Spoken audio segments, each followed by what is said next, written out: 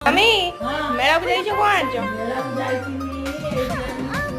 କଣ ଆଉ ପତରଟା ଇଏ ହେଇଗଲାଣି ଏଇଥିରୁ ଓଜାଡ଼ିବ। ଆଉ କଣ ଆଣିଲ?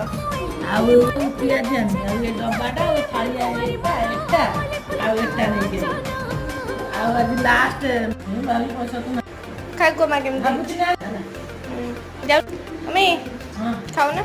ହଁ ଖାଉଛୁ ସେ ପିଆଜିଟା ମୋତେ ଦେଇଦେଲ। ଖାଇଦେବା। ପିଆଜି ଖାଇବି।